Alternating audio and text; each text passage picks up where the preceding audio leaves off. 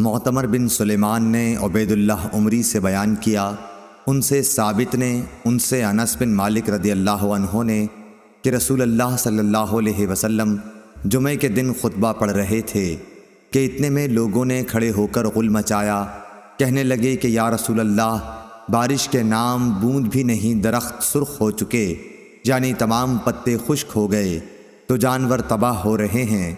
آپ صلی اللہ علیہ وسلم اللہ تعالیٰ سے دعا کیجئے کہ ہمیں سیراب کرے۔ آپ نے دعا کی کہ اے اللہ ہمیں سیراب کر۔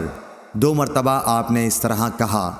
قسم خدا کی اس وقت آسمان پر بادل کہیں دور دور نظر نہیں آتا تھا، لیکن دعا کے بعد اچانک ایک بادل آیا اور بارش شروع ہو گئی۔ آپ ممبر سے اترے اور نماز پڑھائی۔ جب آپ نماز سے فارغ ہوئے تو بارش ہو رہی تھی اور دوسرے جمعے تک بارش برابر ہوتی رہی۔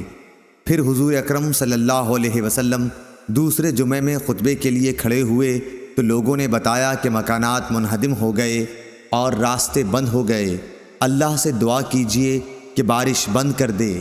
اس پر نبی کریم صلی اللہ علیہ وسلم مسکرائے اور دعا کی، اے اللہ ہمارے اطراف میں اب بارش برسا، مدینے میں اس کا سلسلہ بند کر۔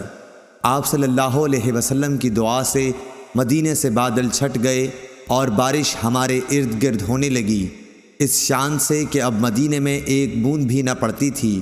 میں نے مدینے کو دیکھا، ابر تاج کی طرح گردا گرد تھا اور مدینہ اس کے بیچ میں۔ صحیح بخاری حدیث نمبر 1021۔ ابو نعیم فضل بن دکین نے بیان کیا، ان سے زبیر نے، ان سے ابو اسحاق نے کہ عبداللہ بن یزید انصاری رضی اللہ عنہ استسقاء کے لیے باہر نکلے۔ ان کے ساتھ برا بن عازب اور زید بن ارقم رضی اللہ عنہم بھی تھے۔ انہوں نے پانی کے لیے دعا کی تو پاؤں پر کھڑے رہے، ممبر نہ تھا۔ اسی طرح آپ نے دعا کی، پھر 2 رکعت نماز پڑھی جس میں قرأت بلند آواز سے کی، نہ اذان کہی اور نہ اقامت۔ ابو اسحاق نے کہا، عبداللہ بن یزید نے نبی کریم صلی اللہ علیہ وسلم کو دیکھا تھا۔ صحیح بخاری حدیث نمبر 1022۔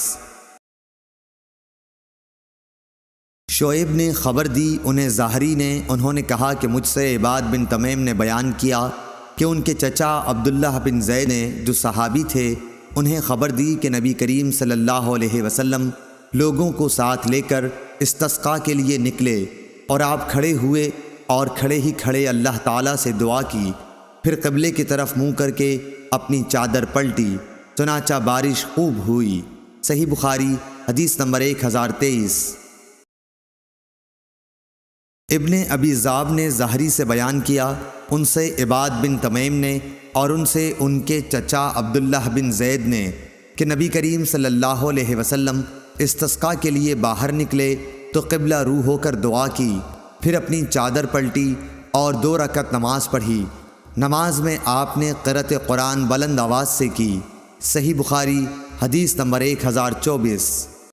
ابی ذئب نے ظاہری سے بیان کیا، ان سے عباد بن تمیم نے، ان سے ان کے چچا عبداللہ بن زید نے کہ میں نے نبی کریم صلی اللہ علیہ وسلم کو جب آپ صلی اللہ علیہ وسلم استسقاء کے لیے باہر نکلے دیکھا تھا۔